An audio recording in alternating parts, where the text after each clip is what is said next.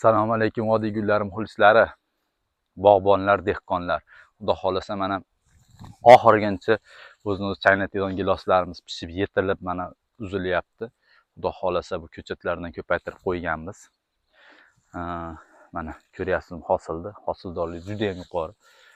Hammasida hosil bor. 5-yili.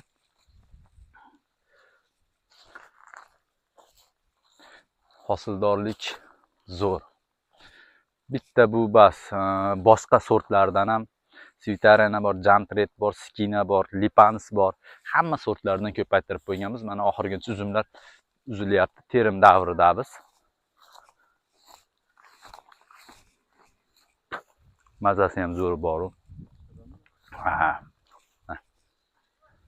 Uni ko'rsating operator, uni ko'rsating. Hosildorlik ko'ryapsizmi?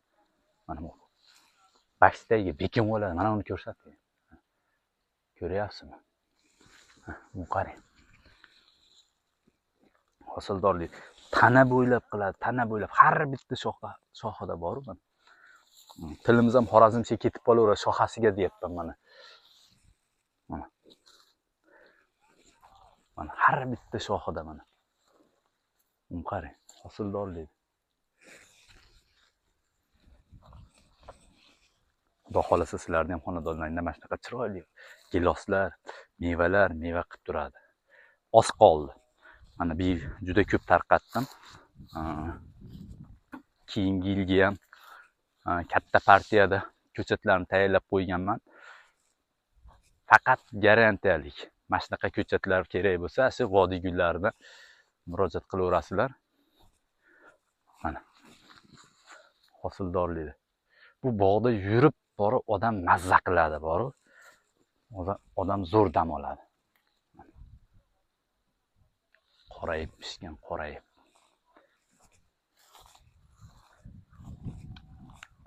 Terim davri. Hozir terilyapti, xudo xolasa.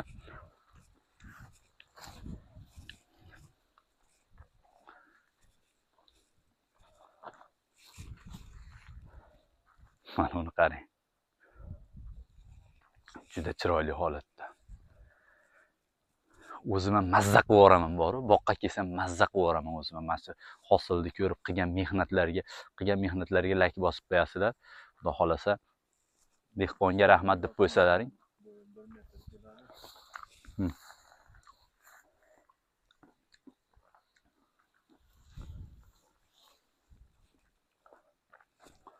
Mayli, salomat bo'linglar, sog' bo'linglar.